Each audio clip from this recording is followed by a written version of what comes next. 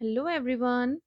हम कर रहे हैं क्लास 5 की ईवीएस का chapter number 11 force and energy और हम यहाँ तक कर चुके थे। लिवर्स हमने कंप्लीट कर लिया था। अब हम लिवर्स के टाइप्स करेंगे कि लिवर कितने तरीके का होता है और हम उनका क्या करेंगे, उनको कंप्लीटली थॉरोली स्टडी करेंगे। Okay, so next first one is the inclined plane. What is inclined plane, अब हम इसमें पढ़ने जा रहे हैं। Making up a slope is easier than climbing a ladder to the same height. मतलब अगर हम कोई स्लोप बना देते हैं तो वो हमारे लिए बहुत ज़्यादा इजी रहता है वर्क करने में। ठीक है, instead of using ladder, ladder means सीढ़ी, अगर हम सीढ़ी की जगह कोई स्लोप बना देते हैं, just like this, slope like this, अगर आप इस तरीके का कोई स्लोप बना देते हैं तो अगर आप ऊपर से सामान नीचे फेंकेंगे तो आपको फोर्स लगाने की जरूरत नहीं पड़ेगी। तो वो यही कह रहा है कि आपको एफर्ट नहीं लगाना पड़ेगा अगर आप कोई स्लोप बना लेंगे। So an incline plane is a slope which makes work easier. तो इंक्लाइन प्लेन क्या होता है, एक स्लोप होता है। स्लोप आप इस तरीके का मानिए कि इस तरीके का होता है जो ऊपर से नीचे तक अपने आप स्मूथली नीचे तक आ जाता है। When workers have to load or unload a truck, they use a plank of wood as an inclined plane. आपने कभी लोडिंग करते वक्त ट्रक में देखा है कि वो प्लैंक ऑफ वुड बनाते हैं। मतलब प्लैंक ऑफ वुड मतलब इस तरीके से वुड को रख लेते हैं ताकि वो आसानी से ऊपर चढ़ सकें और उतर सकें। ठीक है, वुड का एक टुकड़ा होता है, एक लकड़ा लकड़ होता है, उसको इस तरीके से रख लें ताकि वो ऊपर चढ़ने उतरने में आसानी हो उनको। In hospitals and some other buildings inclined planes called ramps. अब आपने देखा होगा हॉस्पिटल्स में या बिल्डिंग्स में, स्कूल्स में जैसे कि कंपलसरी हो गया है, क्योंकि आप उसमें स्कूल्स में कंपलसरी क्यों हुआ है रैम्प्स को बनाना। रैम्प्स को बनाना इसलिए कंपलसरी हुआ है क्योंकि आपको जितने भी हैंडीकैप्ड स्टूडेंट्स हैं उनको रखना ज़रूरी हो गया और 25% उसमें हैंडीकैप्ड को आपको कोटा जो है वो कंपलसरी है। तो ऐसे उसमें हर स्कूल को ज़रूरी है कि वहाँ पर रैंप हो। तो इसलिए सब स्कूल्स में जो गवर्नमेंट के रूल हैं उसके अकॉर्डिंग आप सब स्कूल्स में रैंप होना कंपलसरी है। This helps in pushing up wheel chairs, ताकि आप व्हील चेयर्स को आसानी से ले जा सको। जैसे कि मैंने बताया था कि जितने भी हैंडीकैप्ड स्टूडेंट्स हैं उनके लिए आसानी होनी चाहिए। Did you enjoy rides down a slide when you were younger? A slide is an incline plane. जैसे कि हम बचपन में देखते हैं कि बचपन में बच्चे बहुत पसंद करते हैं ना कि स्लाइडिंग कर रहे हैं। ठीक है, तो स्लाइडिंग क्या होता है, वो भी एक इंक्लाइंड प्लेन ही होता है। The pulley. Next one is the pulley. A pulley is a small wheel with a groove around its outer edge. The groove can hold a rope in position. A pulley together with a chain or a rope is used to lift objects. आपने इस तरीके की पुली देखी होंगी। ठीक है, आपने देखा है कुएं में, अगर आपने पिक्चर्स देखी हो कुएं की, तो कुएं में ऊपर यही तरह का व्हील लगाया जाता था और एक तरफ इसमें रस्सी बांधी जाती थी और एक तरफ, एक रस्सी के एक तरफ बाल्टी बंधी होती थी ताकि कुएं में से पानी आसानी से निकाला जा सके। और फिर जब पानी भर जाता था बाल्टी में, उस बकेट में, तो उसको खींचा जाता था। जब उसको खींचते थे तो ये रोल होता रहता था और बकेट ऊपर आ जाती थी। ठीक है, तो इस तरीके से इसका यूज किया जाता है और इसको हम कहते हैं पुली। तो दो तरह की पुली होती है, एक फिक्स्ड पुली होती है और एक मूवेबल होती है। तो मैंने जो वेल वाला आपको एग्जाम्पल बताया उसमें मूवेबल पुली यूज की जाती है। ठीक है, sorry, the pulley use for drawing water from a well is a fixed pulley. Sorry, मैंने आपको गलत बताया था। जो वेल से जो निकाला जाता है वो होती है fixed pulley. It is fitted to some support, क्योंकि वो सपोर्ट किसी सपोर्ट से लगी हुई होती है। ठीक है, it is a rope is passed over the pulley. The bucket is tied to one end of the rope. A downward effort is applied at the other end of the rope and the bucket of water comes up, जो कि मैंने आपको अभी समझाया है। बस आपको इस बात का ध्यान रखना है कि ये फिक्स्ड पुली होती है। ठीक है, fixed pulley makes work easier by changing the direction of force. A small pulley is also used on a flagpole to hoist a flag. अब यहाँ पर जब हम फ्लैग होइस्ट करते हैं, आपने देखा होगा, अगर आपने इंडिपेंडेंस डे और रिपब्लिक डे की परेड देखी हो टीवी पे, तो यहाँ पर भी पुली यूज़ की जाती है ताकि वो उसको उस धागा खींचते हैं, उसकी रस्सी खींचते हैं और वहाँ से वो फूल झड़ते हैं, तो वो पुली का ही यूज़ होता है। Movable pulleys along with fixed pulleys are use to lift loads. अब मूवेबल पुली जो है वो फिक्स्ड पुलीज के साथ यूज़ की जाती हैं ताकि वो लोड्स को कैरी कर सकें, किसी भारी सामान को उठा सकें। The wheel and axle. Wheel and axle का कैसे यूज़ है, we know that pushing a load on wheel is easier than carrying it. कोई भी लोड, कोई भी भारी चीज उठाना मुश्किल होता है लेकिन उसको खींचना आसान होता है। अगर हम कहें कि आप एक रिक्शा में किसी भी चीज में आप कोई भारी सामान रख दो, तो आपको व्हील्स के थ्रू उसको खींचना आसान हो जाएगा बनिस्बत इसके कि आप उसको उठाकर चलो, right? So but the wheel by itself is not a simple machine, लेकिन व्हील अपने आप में एक सिंपल मशीन नहीं है. So it becomes one only when a rod or an axle is attached to it. तो ये तभी एक मशीन बनती है जब इसके साथ कोई रॉड लगाई जाए या फिर एक्सल लगाया जाए. A wheel with a rod attached to it is known as wheel and axle arrangement. अगर आप व्हील के साथ कोई रॉड लगा देते हो तो इसको हम कहते हैं व्हील एंड एक्सल अरेंजमेंट. और व्हील एंड एक्सल अरेंजमेंट जो है कहाँ पर यूज होता है? बड़ी मशीन्स में यूज होता है. ठीक है, व्हीकल्स में यूज होता है, स्विंग मशीन्स में यूज होता है, एग बीटर्स में यूज होता है, साइकिल्स में यूज होता है. ठीक है, अब आप यहाँ पे देख सकते हो, राइट? स्विंग मशीन में कहाँ पर यूज हो रहा है, साइकिल्स में यूज हो रहा है, right? Now next one is the screw. A screw is a simple machine used to hold things tightly together. Screw जो होता है एक सिंपल मशीन होता है जो टाइटली किसी भी चीज को होल्ड करने में आसानी रखता है, मदद करता है. तो आप कह सकते हो स्क्रू ज्यादा अच्छा क्यों है नेल से? नेल मतलब कील से ज्यादा अच्छा क्यों है स्क्रू? अब देखो स्क्रूज में और नेल्स में डिफरेंस क्या होता है, एक कील में और एक स्क्रू में डिफरेंस क्या होता है. जो स्क्रूज होते हैं उसमें ना ये वाला जो पोर्शन होता है ये होता है, ठीक है, आगे वाला ये देख सकते हो, उनमें ना इस तरीके से एक चीज होगी पूरे नेल पर बनी हुई, ठीक है, ये बनी हुई है.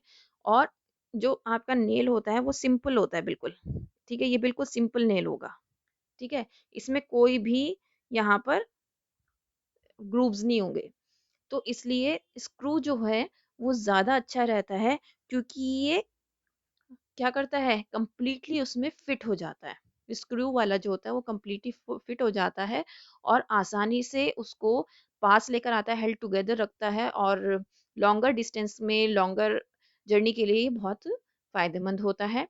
तो इसलिए आप सोच सकते हो कि अगर आपको किसी चीज़ को लॉन्ग टर्म के लिए यूज़ करनी है तो आप उसमें स्क्रू वाली चीज़ को यूज़ करते हो, ठीक है.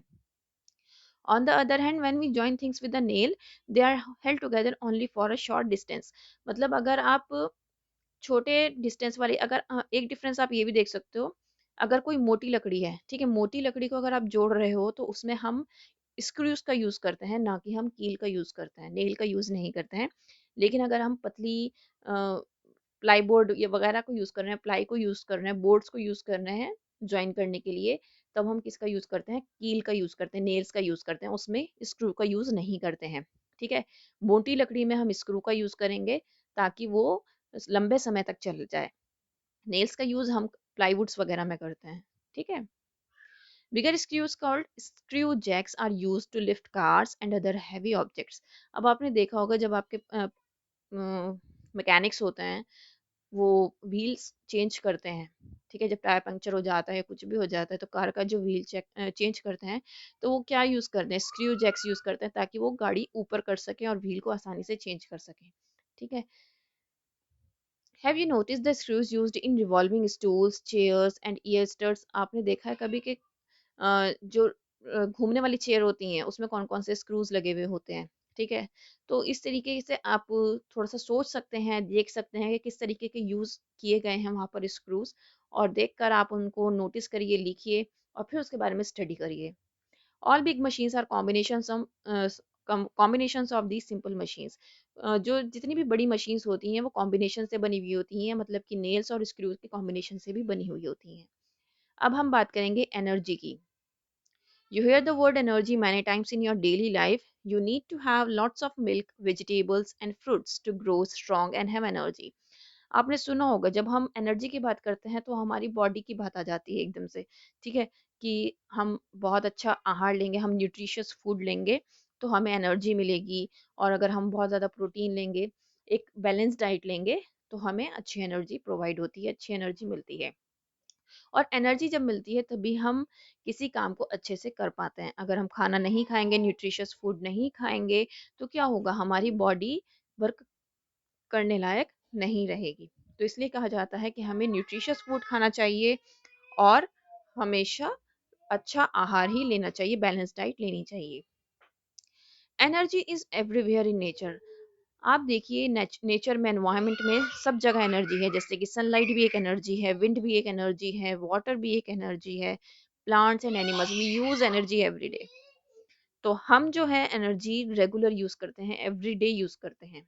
Okay, different forms of energy. अब कितनी तरीके की होती है एनर्जी, कितनी उसकी फॉर्म्स हैं। First one is mechanical energy.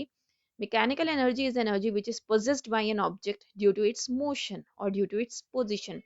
Mechanical energy कौन सी एनर्जी होती है जो कि किसी ऑब्जेक्ट के मोशन से या फिर उसकी पोजिशन से हमें मिलती है।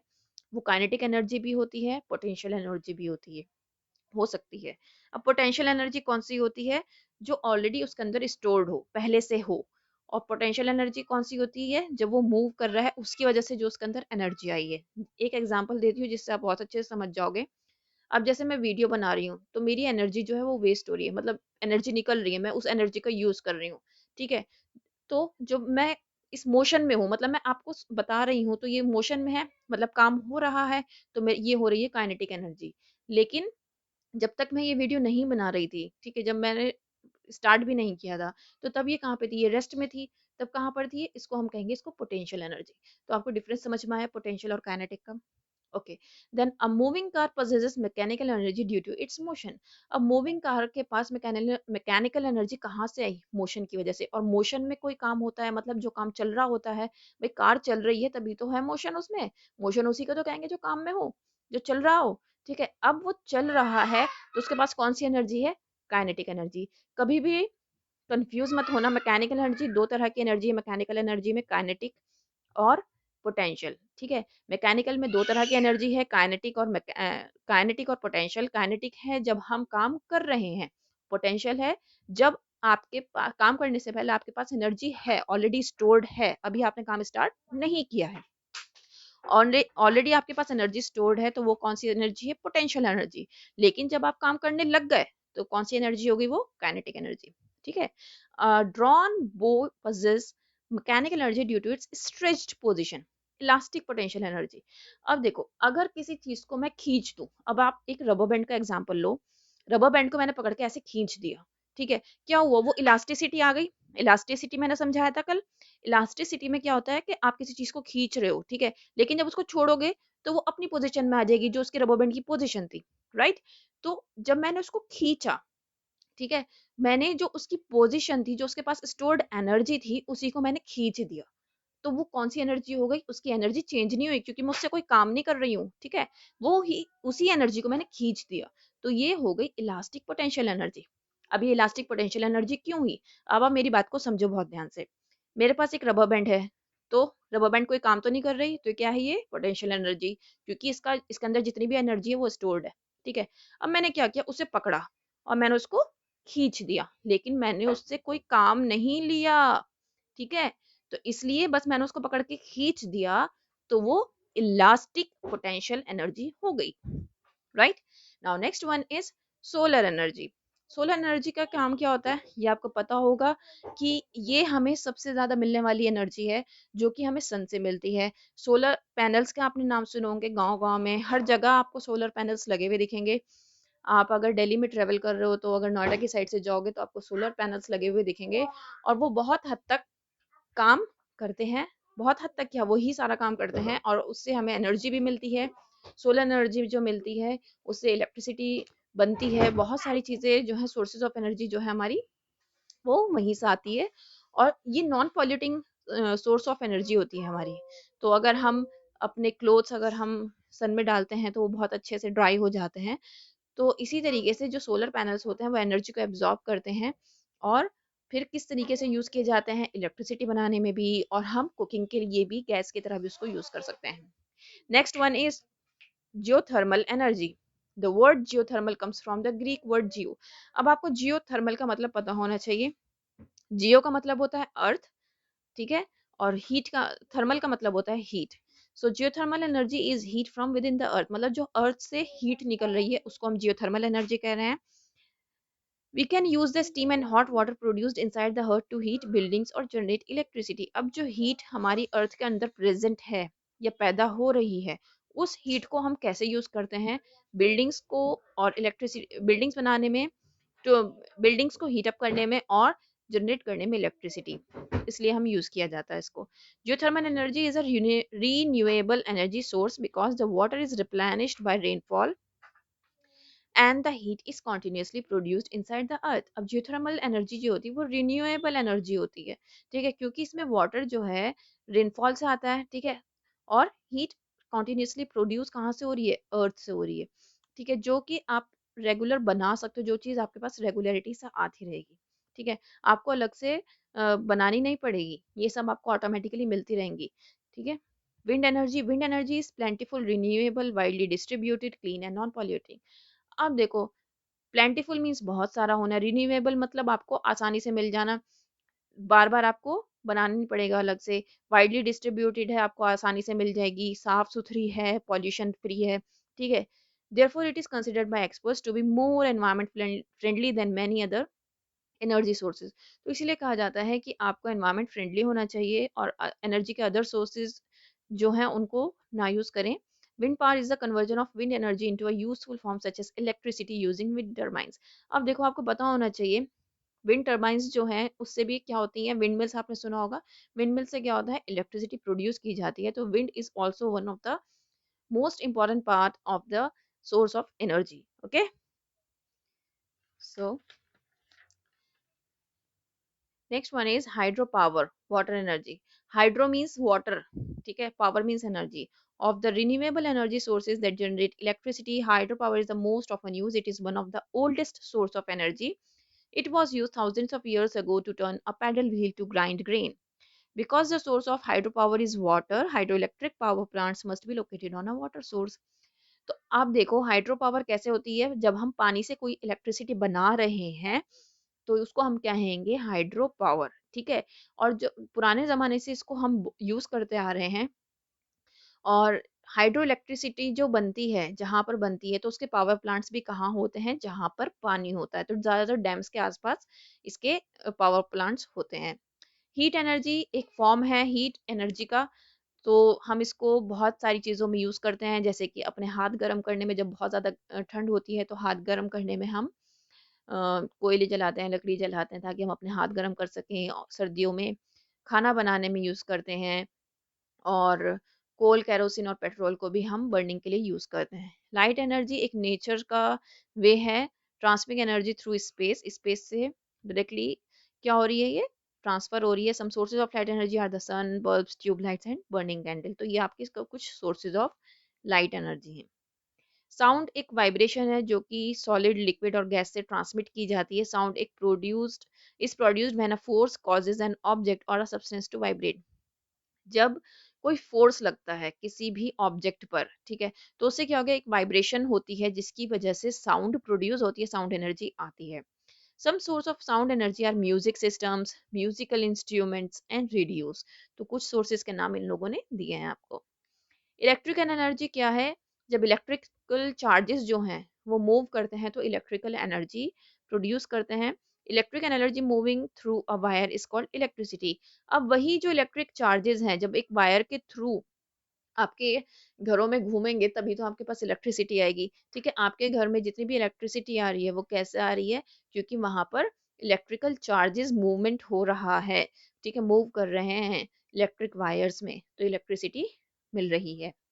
Most of the appliances that we use these days, like washing machines, televisions, computers, tube lights, bulbs and fans, run all electricity.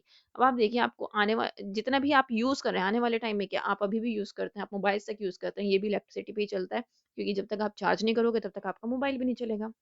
Right, now laws of conservation of energy, हम इन एनर्जीज को, जितनी भी हमें एनर्जी मिली है, इन सब energies को हम किस तरीके से कंजर्व करके रख सकते हैं।